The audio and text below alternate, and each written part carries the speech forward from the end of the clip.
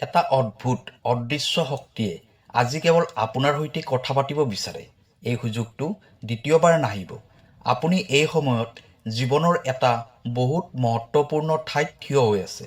এই ভিডিঅ'টো কোনো সংযোগৰ পৰিণাম নহয়, বৰঞ্চ এইটো এটা অদৃশ্য শক্তিৰ মেছেজ হয়, যিটো আজি আপুনি বিশেষভাৱে প্ৰাপ্তি কৰিছে।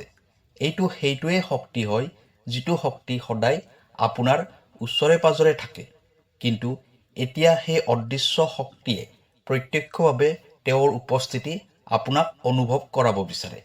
আজি আপুনি যি ঠাইত থিয় হৈ আছে তাৰ পৰা এটা নতুন ৰাস্তা ওলাই আহিব আৰু ইয়ে আপোনাৰ যাত্ৰাক সম্পূৰ্ণৰূপে পৰিৱৰ্তন কৰি দিব। প্ৰিয় দৰ্শক, যদি আপোনাৰ ব্যক্তিগতভাৱে যিকোনো সমস্যা হৈ আছে, আপোনাৰ চাকৰিৰ ক্ষেত্ৰত, পঢ়া শুনাৰ ক্ষেত্ৰত, বিবাহৰ ক্ষেত্ৰত, তেনেহ'লে ভিডিঅ'ৰ স্ক্ৰীণত দিয়া নাম্বাৰত আমাক যোগাযোগ কৰিব। আমি আপোনাৰ সমস্যাসমূহ সমাধান কৰিবলৈ চেষ্টা কৰিম। ভিডিঅ'টো শ্বেয়াৰ কৰি দিব আৰু কমেণ্টত লিখিব থেংক ইউ ইউনিভাৰ্ছ, জয় বজৰং বুলি। এতিয়া হওক ভিডিঅ'ৰ পৰৱৰ্তী অংশলৈ যাওঁ। আপোনাৰ জীৱনত যিবোৰ ঘটনা সংঘটিত হৈ আছে সেইটো অকলে নহয়। আপোনাৰ ওচৰে পাজৰে যিবোৰ ঘটনা হৈ আছে সেইটো কোনোবা উচ্চ শক্তিৰ মাৰ্গদৰ্শনৰ পৰিণাম হয়। হ'ব পাৰে সেইটো আপুনি সম্পূৰ্ণৰূপে বুজি পোৱা নাই, কিন্তু এতিয়া এনেকুৱা সময় হৈছে আপুনি সেই শক্তিক চিনি পোৱাটো বহুত প্ৰয়োজনীয়। আজিৰ মেছেজটো বিশেষ ৰূপত আপোনাৰ বাবে পঠোৱা হৈছে। এইটো এটা এনেকুৱা সুযোগ হয় যিটো সুযোগ আপুনি অৱহেলা কৰিব নোৱাৰে। এই অদৃশ্য শক্তিয়ে আপোনাৰ জীৱনৰ সকলোবোৰ দেখা পাই আছে। এতিয়া আপোনাৰ সন্মুখত নিজৰ মেছেজটো প্ৰকট কৰিব বিচাৰিছে। এই মেছেজটো আপোনাৰ ভিতৰত লুকাই থকা সেই শক্তিক জাগ্ৰত কৰিবৰ বাবে আহিছে, যিয়ে আপোনাৰ আগন্তুক জীৱনত অহা সকলোবোৰ সমস্যাক পাৰ কৰাৰ বাবে সক্ষম কৰি তুলিব। এই শক্তি আপোনাৰ ভিতৰত আগৰ পৰাই মজুত আছে, কিন্তু আপুনি এইটো চিনি পাব লাগিব আৰু ইয়াক জাগ্ৰত কৰাৰ প্ৰয়োজন আছে। আপুনি অনুভৱ কৰিব পাৰিছেনে যে আপোনাৰ ভিতৰত কিবা এটা বিশেষ পৰিৱৰ্তন হ'বলৈ গৈ আছে? আপুনি অনুভৱ কৰিছে জীৱনত কিছু পৰিৱৰ্তনৰ। এই পৰিৱৰ্তনটো কোনো সংযোগ নহয়, বৰং সেই অদৃশ্য শক্তিৰ সংকেত হয়, যিটো এতিয়া আপোনাৰ জীৱনত সক্ৰিয় হৈ উঠিছে। এইটো শক্তিয়ে আপোনাৰ ৰাস্তাত আগুৱাই যোৱাৰ বাবে প্ৰেৰিত কৰি আছে। আপোনাৰ সন্মুখত যিবোৰ বিপদ বিঘিনি আছে সেই সকলোবোৰ এতিয়া সমাধান হ'বলৈ গৈ আছে। সেই সমাধানটো আপোনাৰ একেবাৰে ওচৰত আছে। আপুনি সাজু হৈছেনে সেই সমাধানটো পোৱাৰ বাবে? আপুনি সাজু হৈছেনে সম্পূৰ্ণ ক্ষমতা অনুভৱ কৰিবলৈ? এই সময়টো আপোনাৰ বাবে এটা নতুন সুযোগৰ সময় হয়। আপুনি চাগে আগতে কেতিয়াও এই শক্তিটো অনুভৱ কৰা নাই, কিন্তু এতিয়া এই শক্তি আপোনাৰ জীৱনৰ সন্মুখলৈ বহুত স্পষ্ট ৰূপত আহিছে। ইয়ে আপোনাক ভয়ৰ পৰা বাহিৰত উলিয়াবৰ বাবে আহিছে। ইয়ে আপোনাক সহায় কৰাৰ বাবে আহিছে, যাতে আপুনি জীৱনৰ সকলো ক্ষেত্ৰতে সফলতা প্ৰাপ্তি কৰিব পাৰে। যিবোৰ সমস্যা আপোনাৰ ৰাস্তাৰ সন্মুখত আছিল সেইবোৰ এতিয়া সমাপ্ত হ'বলৈ গৈ আছে। এই সময়খিনি আপোনাৰ বাবে এটা নতুন আৰম্ভণি হয়। আপুনি যিটো দিশৰ ফালে খোজ দিব, ব্ৰহ্মাণ্ডই আপোনাক সেইটো দিশত মাৰ্গদৰ্শন কৰাব। আপুনি যিমানে বিশ্বাস কৰিব, ব্ৰহ্মাণ্ডই সিমানেই আপোনাক আপোনাৰ ৰাস্তাত মাৰ্গদৰ্শন কৰাব। এই অদৃশ্য শক্তি এতিয়া আপোনাৰ লগত আছে আৰু আপুনি কেৱল ইয়াৰ পালন কৰিব লাগিব। আপুনি জানিব বিচাৰেনে এই অদৃশ্য শক্তি আপোনাৰ লগত কিয় আছে? কিয় সেই অদৃশ্য শক্তি এইদৰে আপোনাৰ জীৱনত প্ৰকট হৈ আছে? ইয়াৰ কাৰণ এইটো হয় যে আপুনি আপোনাৰ সম্পূৰ্ণ জীৱন যাত্ৰাত বহুত সহ্য কৰিছে। আপুনি যি সংঘৰ্ষ কৰিছে সেইটোৱে আপোনাৰ ভিতৰত এটা সাহসক জন্ম দিব বিচাৰিছে। এই অদৃশ্য শক্তিয়ে আপোনাক এইটোৱে ক'ব বিচাৰিছে যে এতিয়া সময় আহি গৈছে আপোনাৰ সম্পূৰ্ণ ক্ষমতা ব্যৱহাৰ কৰাৰ বাবে।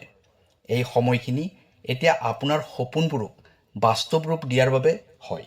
এই অদৃশ্য শক্তিটোৱে আপোনাক এতিয়া এইটোৱে ক'ব বিচাৰিছে যে এতিয়া আপোনাৰ সময় আহি গৈছে। আপুনি যি সিদ্ধান্ত ল'ব সেইটো সম্পূৰ্ণৰূপে সঠিক দিশত হ'ব। এয়াই সময় হয় নিজৰ শক্তি আৰু ধ্যানক নিজৰ লক্ষ্যত কেন্দ্ৰিত কৰাৰ বাবে। ব্ৰহ্মাণ্ডই এতিয়া আপোনাৰ বাবে ৰাস্তাবোৰ মুকলি কৰিবলৈ গৈ আছে। আপোনাৰ ইচ্ছাবোৰ এতিয়া পূৰণ হ'ব। আৰু আপুনি কেৱল বিশ্বাস কৰিব লাগিব।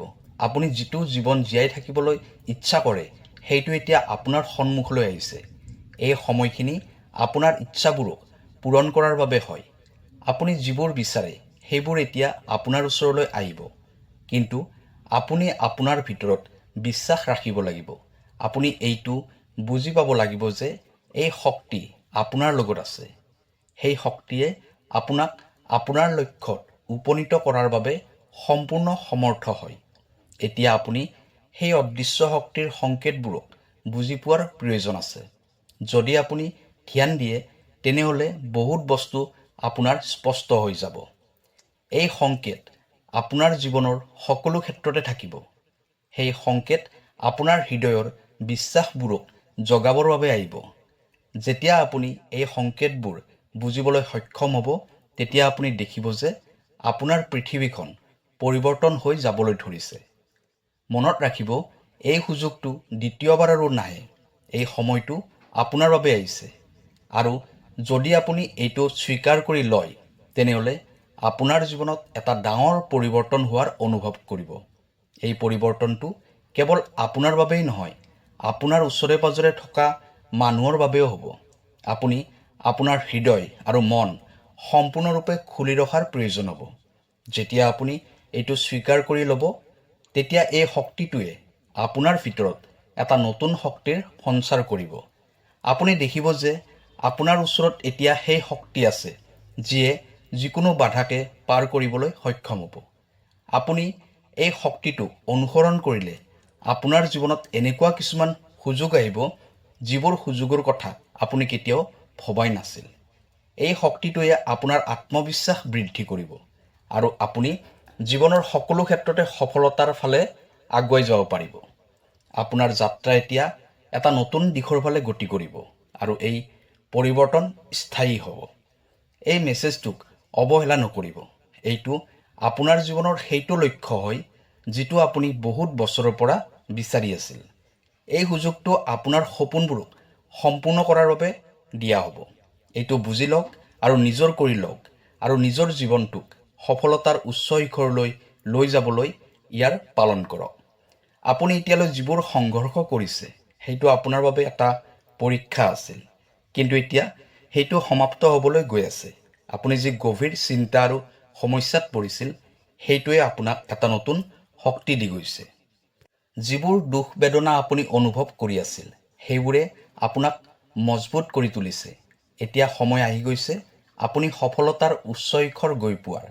এই সময়খিনিৰ ভিতৰতে আপোনাৰ প্ৰকৃত শক্তি চিনাক্ত কৰিব পাৰিব। এতিয়ালৈ আপুনি জীৱনৰ সকলোবোৰ উত্থান পতনৰ সন্মুখীন হৈছে, কিন্তু এতিয়া এই ক্ষণত আপোনাৰ এনেকুৱা অনুভৱ হ'ব যেন আপোনাৰ যাত্ৰাত এটা সুযোগ আহিব।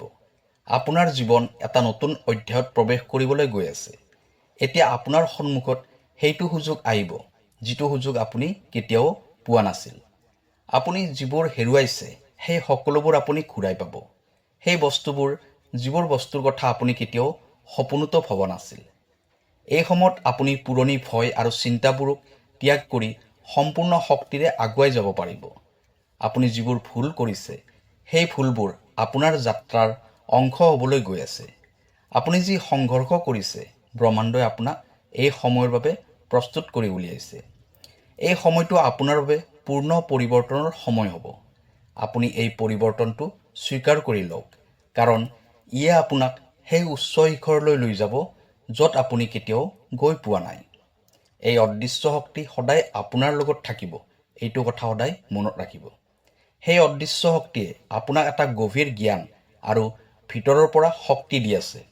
আপুনি কেৱল সেই শক্তিটো চিনাক্ত কৰাৰ আৱশ্যকতা আছে।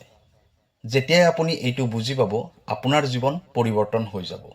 এই শক্তিটোৱে আপোনাৰ ভিতৰৰ ক্ষমতাক চিনাক্ত কৰাৰ বাবে সহায় কৰিব, যাতে আপুনি আপোনাৰ সপোনবোৰ পূৰণ কৰিব পাৰে।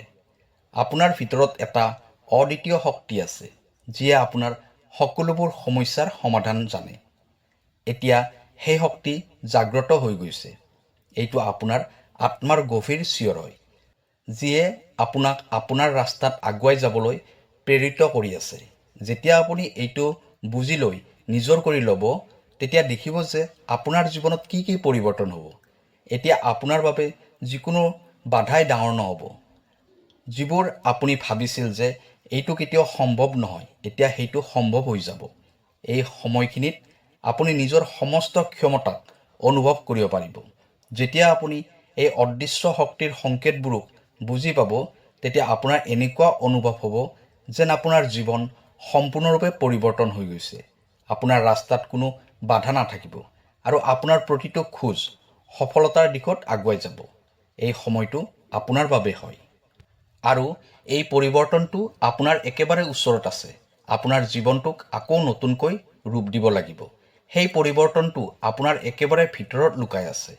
আপুনি সেই ৰাস্তাৰে আগুৱাই যাব লাগিব, যিটো ৰাস্তা এতিয়া আপোনাৰ সন্মুখত খোলা গৈছে। আপোনাৰ ভিতৰত এটা বহুত ডাঙৰ শক্তি আছে। এতিয়া সেই শক্তিটো বাহিৰত ওলাই অহাৰ সময় হৈছে। এতিয়া আপুনি যিবোৰ কাম কৰিব, সেই কামবোৰে আপোনাৰ জীৱনত এটা চমৎকাৰিক পৰিৱৰ্তন আনিব। ব্ৰহ্মাণ্ড এতিয়া আপোনাৰ লগত আছে।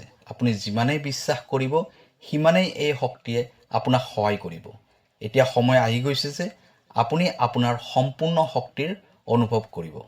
প্ৰিয় দৰ্শক, ভিডিঅ'টো আপোনাৰ ভাল লাগিলে চেনেলটো ছাবস্ক্ৰাইব কৰি দিব। কাইলৈ আকৌ লগ পাম অন্য এটা ভিডিঅ'ত। ধন্যবাদ।